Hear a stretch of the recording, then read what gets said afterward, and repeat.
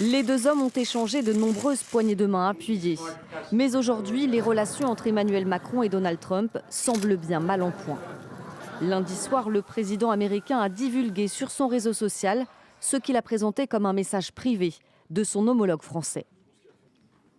Mon ami, nous sommes totalement alignés sur la Syrie.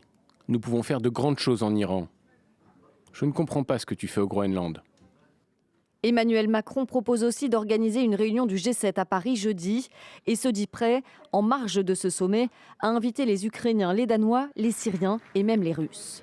Avec ce message, authentifié par l'entourage du président français, Emmanuel Macron a visiblement voulu tenter un coup face aux tensions avec le président américain.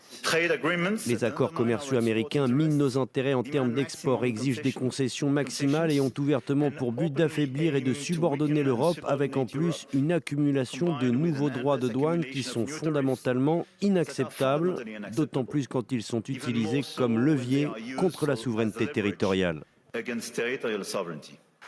Face aux velléités d'annexion du Groenland de la part de Donald Trump, le chef de l'État français est monté en première ligne pour défendre la souveraineté du Danemark et du Groenland. Il s'est aussi élevé contre les menaces douanières brandies par le président américain. Parallèlement, Paris a été le premier grand pays à dire non à l'invitation américaine à un Conseil de la paix, sorte de substitut de l'ONU, mais totalement à la main de Donald Trump. Ce dernier a réagi à ce refus en se moquant de son homologue français. Ah bon, il a dit ça? Eh bien, personne ne le veut, car il va bientôt quitter ses fonctions. Ce n'est pas grave. Pour rallier Emmanuel Macron à sa cause, le président américain l'a ensuite menacé d'une taxe de 200% sur les vins et les champagnes français. Un chantage qui montre que Donald Trump ne semble pas tout à fait prêt à lâcher sa relation avec la France.